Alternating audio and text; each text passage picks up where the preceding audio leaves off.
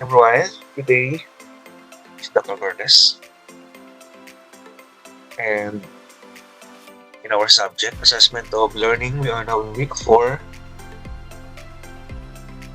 Topic to go over today, the learning outcomes, table of specifications, and alignments. And once again, this is your prof, your mentor, your business doctor. And I will start by presenting the learning outcomes of our lesson today. So once again, pag sinabi natin learning outcomes, ito yung mga things that the student should be able to do after we are done with the topics today. Number 1, understand the role of outcomes, that is learning outcomes, planning our lessons, recognizing how outcomes make the learning measurable and focused, explain the purpose, the table of specifications or the TOS, and describe the functions structure of TOS.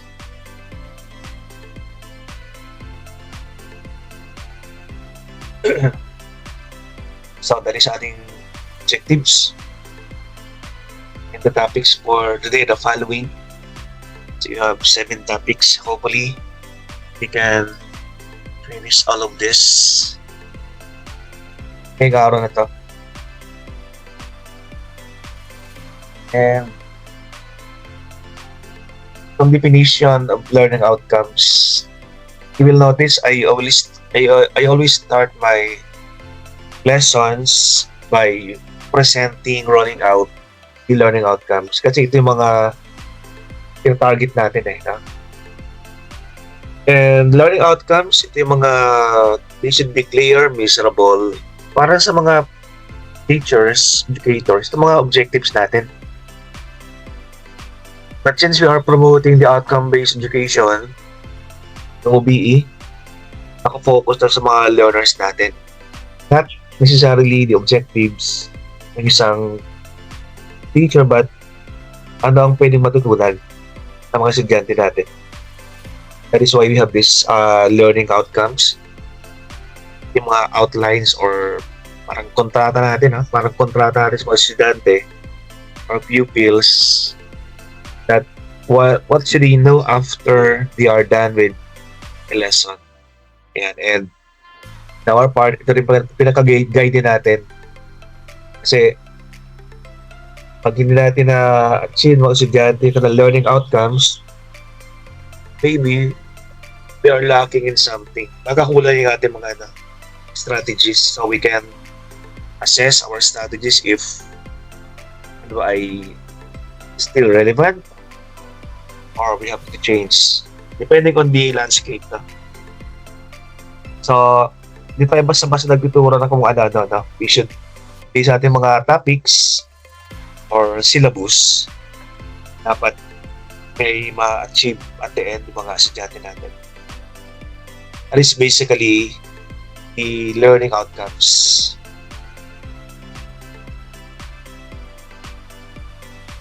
So, later on we're going to discuss kailan clear, kailan measurable, kailan relevant yung mga learning outcomes or statement na we are expecting the students to achieve. And this is pivotal for us in writing our syllabus and creating our strategies in teaching, assessing, or presenting those tests or methods that we should assess our students on.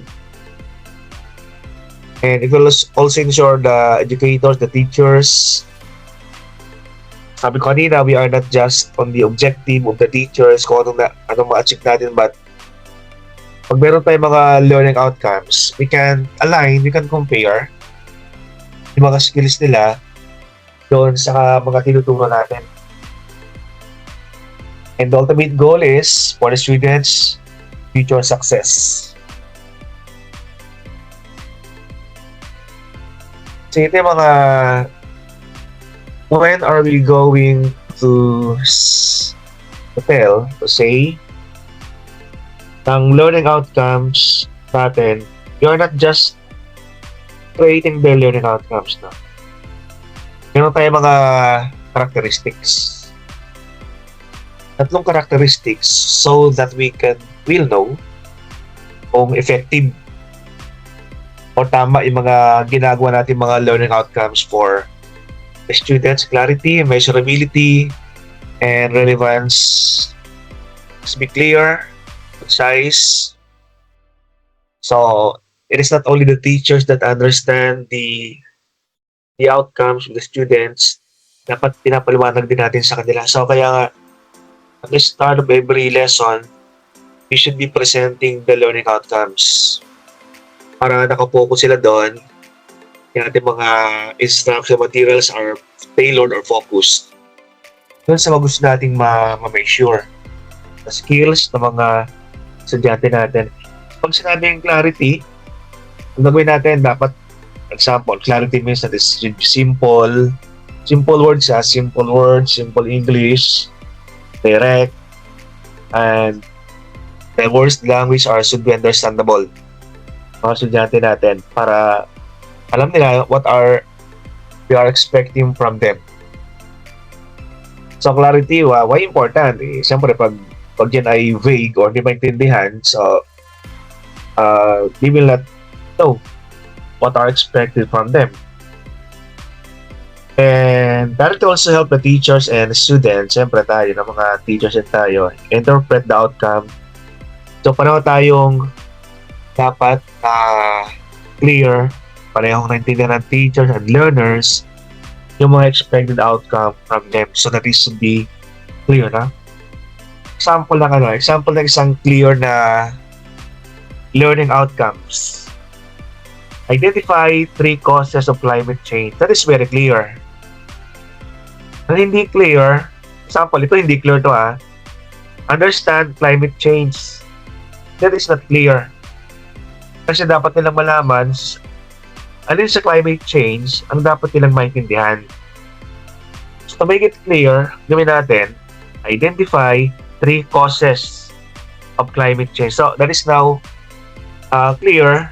Anong minimation sa kanila? They should know the causes. Hindi lang yung mga vague na climate change. That is clarity. Pag gumagawa tayo ng mga learning outcomes natin. The second one, measurability. We can read this one. Measurable outcomes allow for effective assessment. Student progress and mastery. The importance of this one, this will enable the educators, the teachers, in gathering valuable data, adapting strategies, and ensure that learning goals are being met. So, measurability, you should indicate the performance or behavior that we want to observe.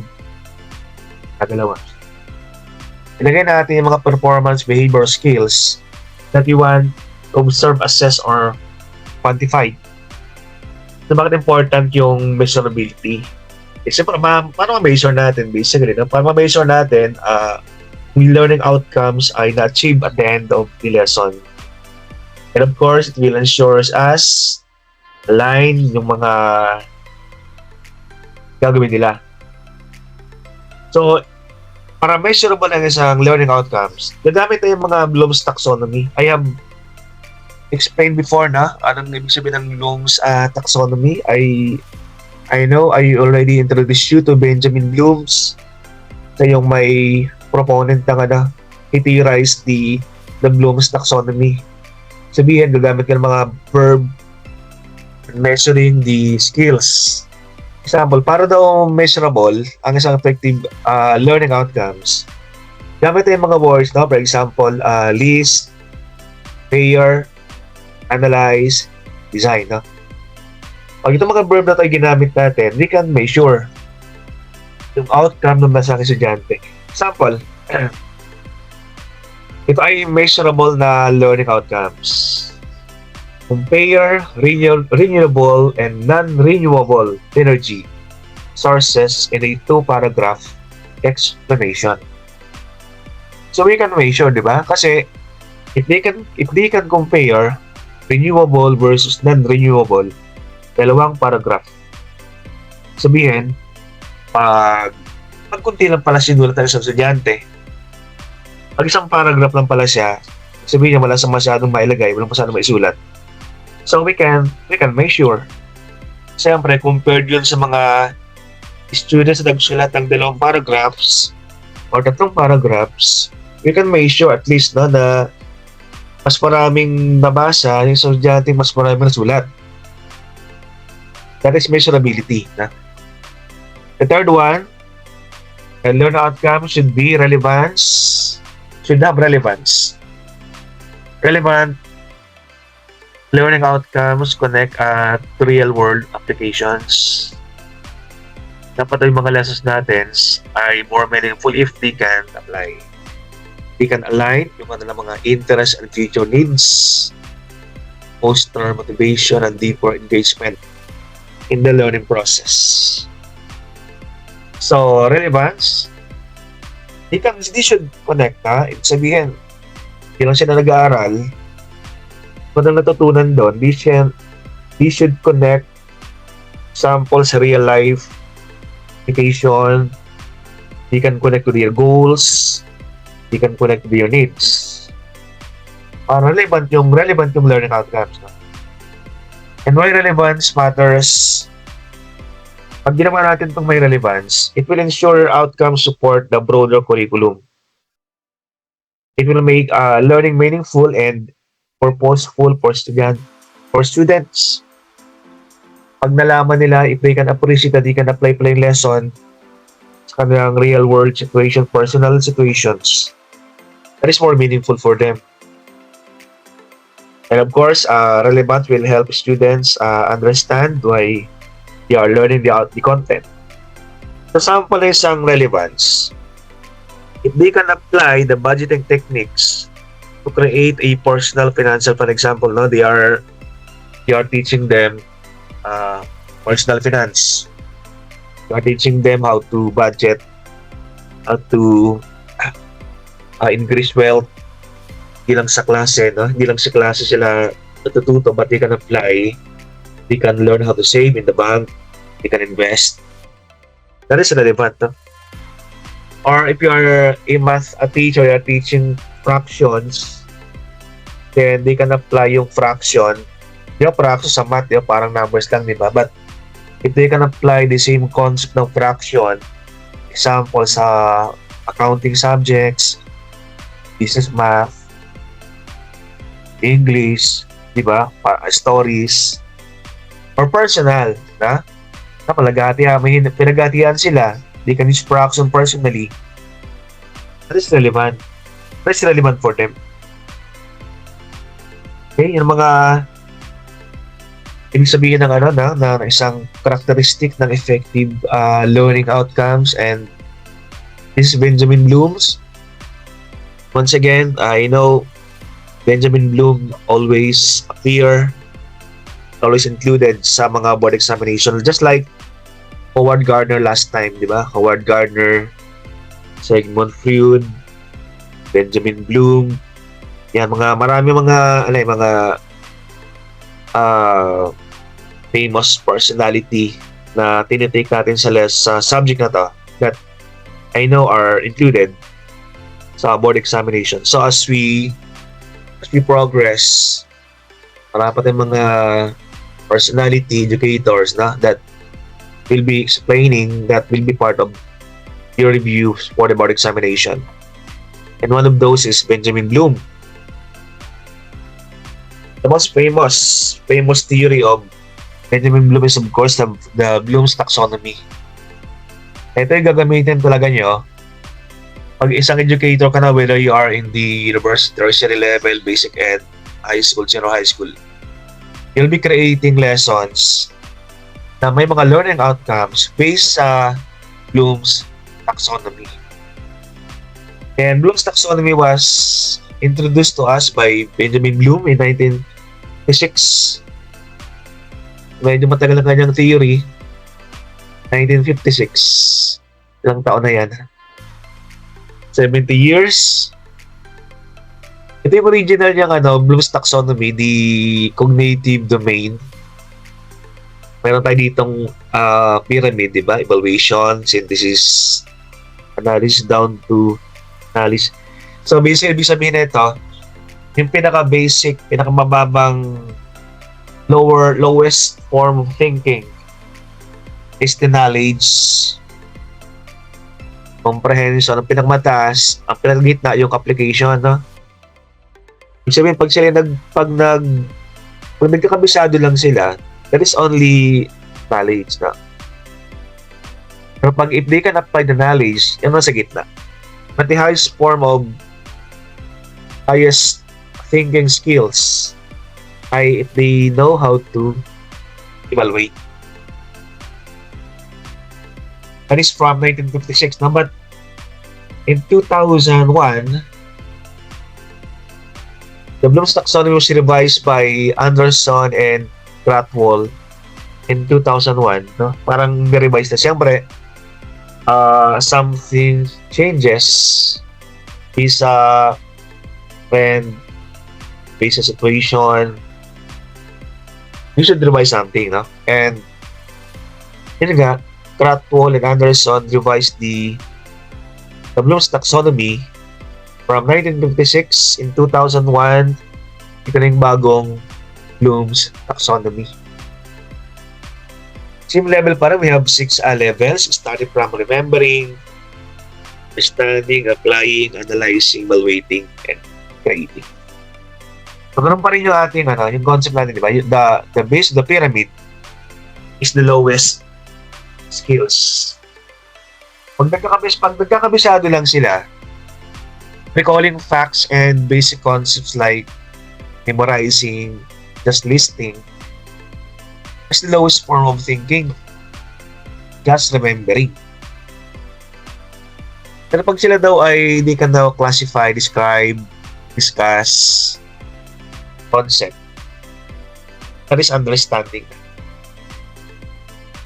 And if they can apply the concept to situation, like they will use the math formula in everyday situation, they can demonstrate isang skills. You can illustrate, you can draw, you can sketch. That is applying. So that is the middle skills. No? And if they can differentiate, distinguish, examine, and organize, that is analyzing. No connection among ideas. And if they can justify or decision, like if they sa isang debate, no? If they can, kasi pag sinabi natin remember, example, you can remember the hierarchy of needs, but if you can defend or argue or debate about the hierarchy of needs, that is evaluating na. The highest form is of course creating. If you can produce new or original work, like you can design, you can assemble, construct, you can formulate, you can write a book. Example, writing a book, if you can create a book, that's the highest form. That is the hierarchy of the Bloom's taxonomy, from the lowest thinking skills hanggang pinakamataas. So, ibig sabihin nito guys, no? Pag gumagawa ka ng lesson, itong 6 na to should be present in your learning outcomes. So, hindi ka lang nagpapa-memorize sa mga learners natin. They should know how to apply, understand, analyze, and create. Sa bawat lesson, at least may mga ganitong may mga ganitong mga learning outcomes. So, in writing your syllabus or learning outcomes, itong mga verbs na to, itong ginagamit natin in creating our learning outcomes. Example, define what is, pinapa-define natin. Define what is hierarchy of needs. They can classify the different forms of clouds. For example, if they can draw or sketch yung illustration something, and if they can distinguish, for example, the different types of graph, they can defend why the bar graph is the best graph to be used. And if they can assemble, example, if pag nasa PE sila, then they know, they remember the different types of dance, they can apply. But if they can execute or create a new type of dance, that is creating. So mga verbs na to, no? Kung gagamitin natin in writing your learning outcomes. Design, assemble, construct, appraise, argue, defend, judge, differentiate, organize, execute, classify, recall, define, duplicate. So ito mga cognitive learning outcomes. No? Si Benjamin Bloom kasi, cognitive learning outcomes ang kanyang ginamit. But sa isang classroom, hindi lang cognitive outcome, hindi lang talino, no? Hindi lang intelligence, but of course, we can know, for example, should also be strong. But students also be strong emotionally, strong socially, hindi lang cognitive. Pag sinabi natin remembering sa Bloom's taxonomy, they should know how to recall, memorize, kabisado lang yun. So, sabi mo kasi dyan, yung mga classmates, naging first honor na yan kasi magaling magkabisado. So, tama nga naman. Remembering is not only the skills. Dapat meron siya, di ba? Magaling magkabisado, pagdating sa understanding, applying, evaluating, mahina na. So, matalino siya, siguro first level lang. First level lang ng skills.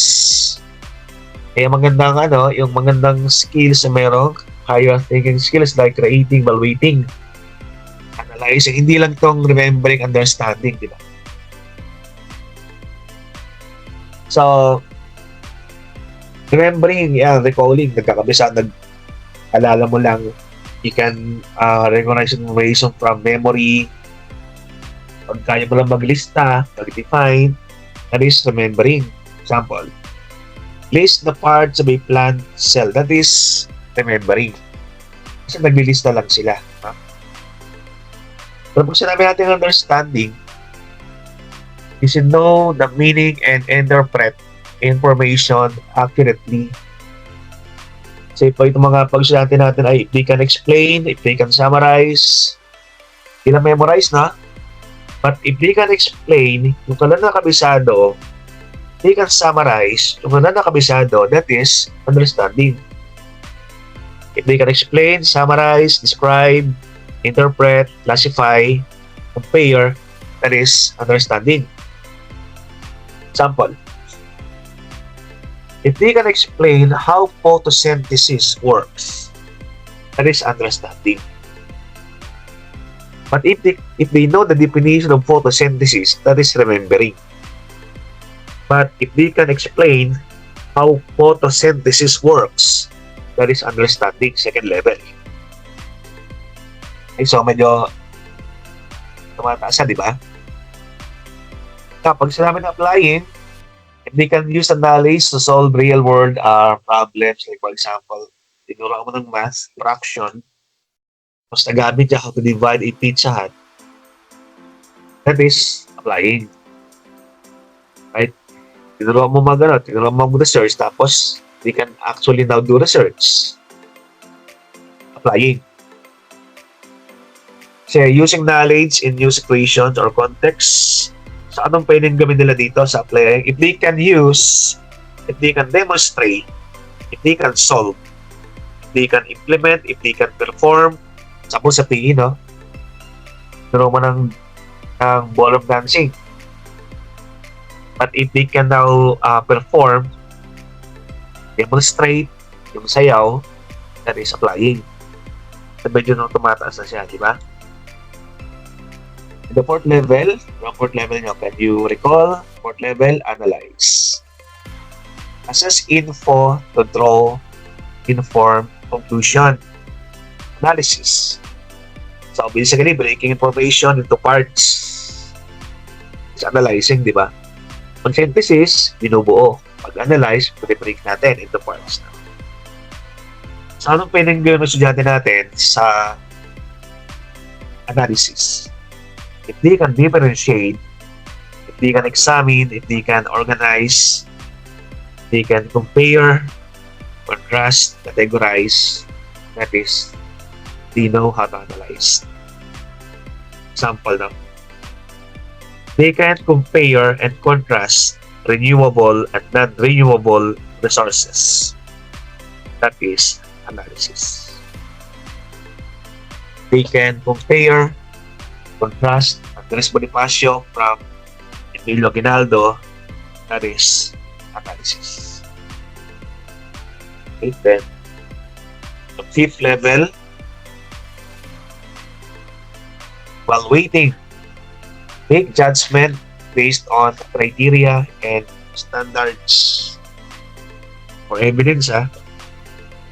So ano pwedeng gawin natin dito? If you saw that they can justify, if they can critique, they can evaluate, if they can defend, they can debate, no?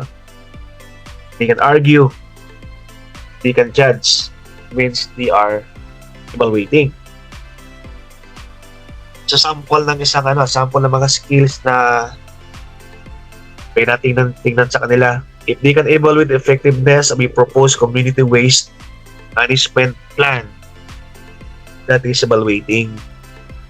They can argue which the better hero, is it Andres Bonifacio or Jose Rizal, for example. They are evaluating. Okay? They can justify. The highest thinking skill, creating, or this is what also called the synthesis. If they can combine, if they can build something that is creating or synthesizing. So putting elements together to form a new product, idea. So pwedeng product ang bubuuin or idea or solution. Example, if they can design a robotics, example sa mga sample na arts, practical arts, di ba? If they can assemble a robotics, a robots, or that is stacking. But if they can create, if they can write a research, that is new idea. So what the students will be doing here, example, if they can decide, construct, develop, formulate, invent. Ang naka-invento pala, that is the highest form, Yung sa mga concept natin, di ba? Example, tinuturuan mo sila ng mga innovative products. Marketing. And if they can actually innovate a new product, that is designing or creating. Sample ng creating, if they can design an innovative energy-saving device for household. Example, sa chemistry, tinuturuan mo sila ng concept of chemical reaction, and if somebody can invent a lamp that can glow, that can be lit na ilaw, is a combination ng mga chemicals creating. Ganda o sa physics, diba? You're teaching them physics. Hindi can invent a gadget, an idea, this sa physics. So that is creating. Okay, so mga skills na ni Bloom's taxonomy. In addition, siyempre, there is those are cognitive. Tapos yung mga estudyante din natin, meron psychomotor skills. Sabi ni Gardner, di ba? Ilang Hindi lang cognitive, but the students are multi-intelligent. They are good at cognitive, they are good in psychomotor, and affective outcomes. Sa mga learning outcomes natin, dapat meron sila mga affective outcomes din. Psychomotor skills development example, if the students perform precise experiments and techniques, psychomotor. If the students can execute complex physical actions effectively, physical movements, psychomotor skills din. Hindi lang cognitive to. And if the students learn how to do teamwork, effective learning outcomes. Example, if the students demonstrate collaboration and effective communication skills, that is teamwork, no? That is effective learning outcomes. If the learners show motivation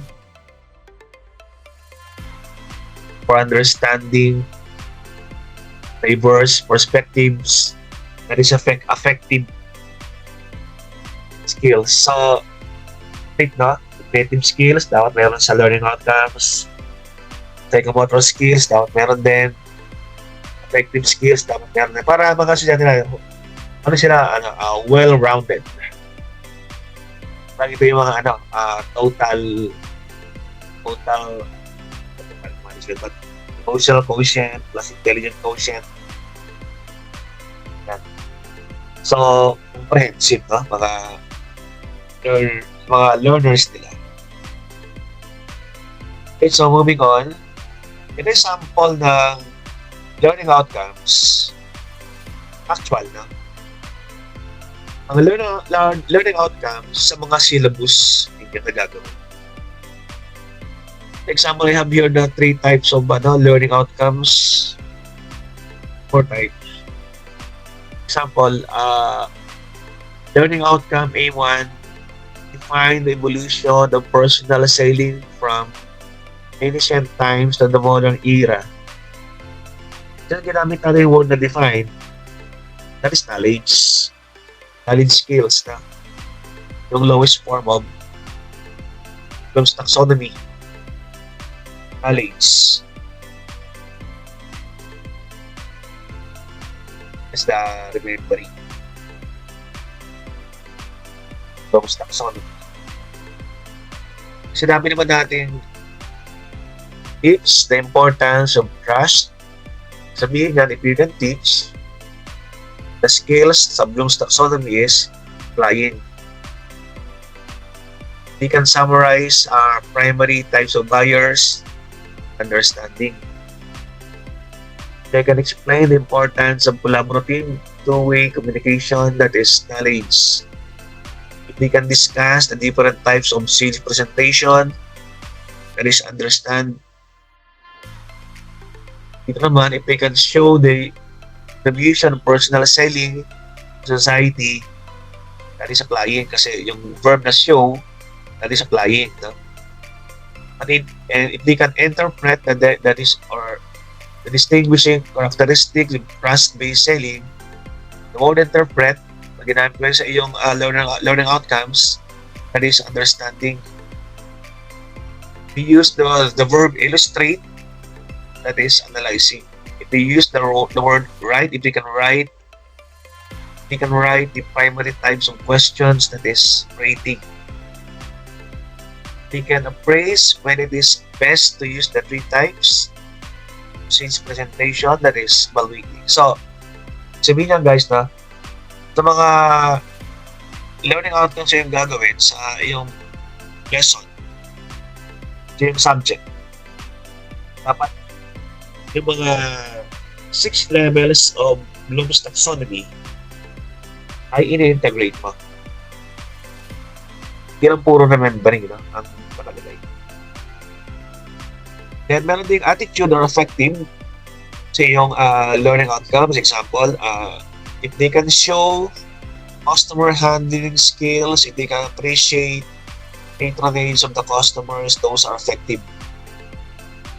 ang affective or attitudinal learning outcomes. If you're going to apply this one, dito natin inaasa mga estudyante natin. Pag nilatag mo to at the start of the lesson, at the end of the lesson, you can assess them if kung talagang nagawa nila to. Okay, example, if they can interpret P2. No? Ibig sabihin yan, you can assess them. So, nagawa nila, tapos ibig sabihin, effective, no? Yung pagtuturo mo kasi alam na nila eh. If they can show the contributions of personal selling, pagkatapos ng lesson, subject, if they can do B1, applying, so, can assess them. Now, in writing your syllabus, this is example of a course syllabus. Pag sinabing course syllabus, pag sinabing course subject, example, anong course mo? Basic math. Anong course mo? Basic marketing. That is course, no? Pag sinabing program, anong program mo? BSBA. Anong program mo? Accountancy. Yan. That is the difference between the course and the program. This sample is isang syllabus. Pick number 1 and 2. Talagay dito. The first lesson is overview of personal selling. So obviously the course is personal selling. Ang program, marketing. Column 1, nakalagay anong week 1 and 2, ilang oras, and column 3, ito yung mga intended learning outcomes. ILOS.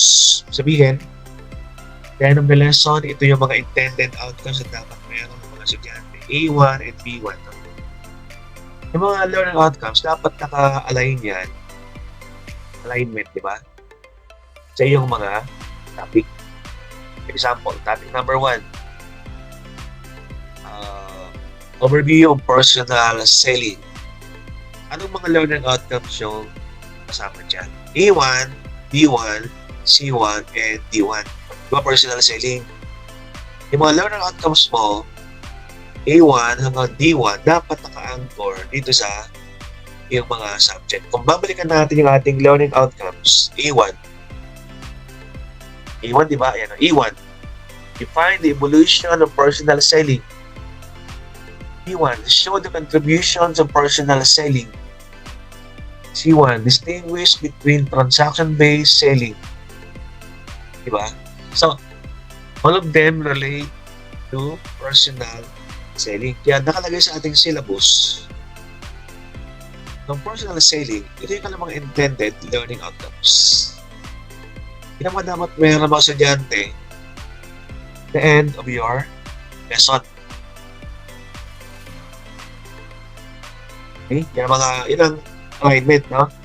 Alignment between the topic and the learning outcomes. Sa ating topic now, the title of our lesson now is learning outcomes, neighborhood specs, and alignment. Ina-align natin. So, moving on my slide. Effective learning outcomes for future education. Educators na must craft ILOs that support adaptive and personalized education for labor. Sir, ilang beses binabago ang syllabus? Every time binabago natin yan. Every year binabago natin yan. So, ibig sabihin, walang syllabus na aabot ng 3 taon. Kasi iba-iba yung mga estudyante. Adaptive dapat ang syllabus mo o adaptive dapat ang learning outcome sa klase ng mga estudyante. Kasi we have diverse learners, multi-intelligent learners, sabi ni Howard Gardner, di ba? So we should be constantly evolving yung mga ating mga ILOs or intended learning outcomes. Let's go to table of specifications. Table of specs. Now, later on, I'm going to show a sample ng TOS. Bakit may TOS? TOS, we should align the assessment with learning objectives, ensuring content validity, effective educational outcomes. Now, pag magpapa-exam na tayo, dito na mapasok TOS o table of specifications. Kasi nga, the TOS being prepared, ang gagawa ka na ng exam. Sabihin, hindi ka basta-basta gawa ng exam. Kung walang TOS, baka nakafocus ka lang sa isang topic. Pag walang TOS, baka sa week number 5 ka nakafocus. Dapat lahat, di ba? Dapat, allocated. Allocated yung oras ng topic doon sa iyong prelim examination, for example, or midterm exam. Kaya nga, yung ating table of specs dapat naka-anchor sa topic, naka-anchor sa ating mga learning outcomes or learning competencies. Pag sa senior high school, ang ginagamit natin is learning competencies. Pag sa college, learning outcomes ang ginagamit natin. It's the basic or the background of table of specifications, and you should construct TOS. You should align them between the assessment, yung items sa exam, and objectives. We should align, we should balance yung pag-evaluate at pag-assess mga estudyante natin. Mamaya, meron kong pa-exam, no? Wala naman sa topic. O wala naman sa learning outcomes. Example, meron kang learning outcomes list. List down, no? List down. Nag-exam ka for essay. Walang list down doon. Kasi ang list down, preparation. Dapat balance, no? Dapat ay aligned. So, later I'm going to show nga yung sample ng isang table with specifications. So, we should be embracing adaptive testing and dynamic TOS model. So, pag sinabi natin adaptive, no? Adaptive ang isang, pag-gawa tayo ng TOS or table of specs, dapat rin adaptive. Adaptive testing ginagamit natin. Pag naman sabi ng adaptive testing, ito yung assessment na in-adjust natin, for example, di ba? Nagpa-exam for example, tapos adaptive testing. Sabihin, pag nakita mong mahirap, mahaba, yung content, based student response, pwede mo siyang baguhin. Okay? Or dynamic. Dynamic, pwede mo siyang baguhin. That is the reason why we have this adaptive testing. Okay, so example, estudyante ay answers correctly the system present. Pag tama sagot ng estudyante, next time, kailangan mas mahirap or difficult, di ba? Kasi adaptive. Pag binaliktad natin yan, pag estudyante ay sumagot, marami sa kanila, they answered incorrectly. Next time, we'll present easier items. That is adaptive dynamic testing. So over time, mga pa-exam natin should estimate the skills level ng ating mga estudyante. Hindi pwedeng pa-exam na mahirap. Ngayon, walang nakasagot. Ang meeting, inulit mo na naman. O, di ganun din. Di ba dapat adaptive? Or dynamic. Okay? So, I'm going to present now a sample ng isang TOS or table of specifications.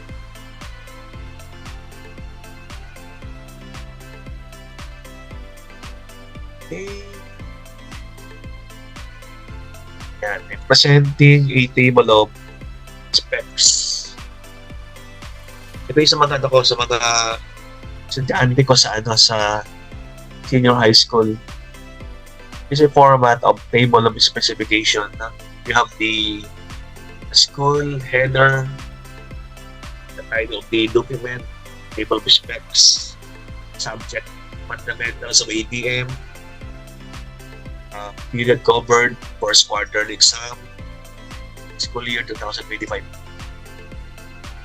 First column, you will write here the learning outcomes, or ito yung learning competencies sa high school, no? Or pag sa college, yung learning outcomes. Example 1, 2, 3, 4.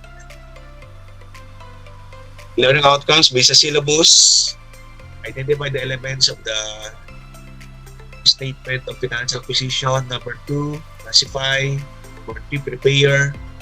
4. Yan ang target natin. These are the things that the students should be able to do after a particular lesson. At ang topic corresponding yung topic, based sa topic, you will create the learning outcomes or competencies. Example, the topic is account titles under asset. Sa atong learning outcomes, you should identify the 3 elements. Aling naman dito, for example, topic, current asset versus non-current asset. Anong learning outcomes? They should know how to classify the elements. Dito naman, stable financial position. What is the learning outcomes? They should prepare or create, create or prepare the SFP or single proprietorship. The last topic na, for example, sole proprietorship versus partnership and corporation. What is the learning outcomes? They should discuss the different forms of business organization. So itong na to, mga learning outcomes based ating Bloom's taxonomy. By remembering, by applying, by analyzing, evaluating, and creating. Now, based on topic and based on learning outcomes, gagawa ka na ng exam. For example, the total items of the exam is 60 items. Now, you're going to divide the 60 items among the 6 Bloom's taxonomy. Sabihin, may exam mo dapat may creating, remembering, understanding, applying, evaluating. Para kumpleto, no? That is the TOS. 60. Okay? So isang period, for example, is 24 hours. Siya, 24 hours. So divide 24 among the 9 topics. For example, topic 1, 3 oras. The last topic, 1.5. So 24 hours allocated. Okay? You can create the 6 columns starting from the lowest, remembering, understanding, up to the highest, creating. And put percentage. For example, remembering and understanding 40% ng total items. Applying and analyzing 40%. Evaluating is 20%. Yung pa-exam mo pala, dapat ay located sa anim. Okay? Then, you will notice here, lahat ng topics ay meron silang mga corresponding exam or questions. Walang naiwan. Ibig sabihin niya, lahat ay na-cover natin. Lahat ng topic na-cover natin at lahat ng Bloom's taxonomy ay na-cover natin. Kasi filled out yung mga rows, filled out yung mga columns. Ibig sabihin, allocated. May remembering. Example, pag sila ay pinag-enumerate po, ay test 1 for example, pag yan ay ang tanong ay multiple choice, that is remembering. Pag sila pinag-sulat mo ng essay for example, that's creating. Kasi yung ideas. Sabihin, It depends on you if how are you going to divide, to allocate, no? Sa anim na globes taxonomy. Okay? Ang pinakamarami dito, remembering, 15 points. Analyzing, 16. Pag tinotal mo yan, that is 20. That is 20 points. That is, example hindi ko sinabing lahat ay ganito, but it depends on you if how are you going to divide, to allocate. Basta pag naggawa ng exam, covered lahat ng Bloom's taxonomy, covered lahat ng mga learning outcomes or tactics. Okay, so happy creation of the TOS or table of specifications. Okay, and I know that is my last slide. And so, sana may natutunan sa aking presentation today. Hoping that next time, nakita ulit tayo. And once again, thank you for dropping by and watching my video presentation, my lesson, and subscribe naman guys sa aking munting channel. Maraming salamat. Bye everyone.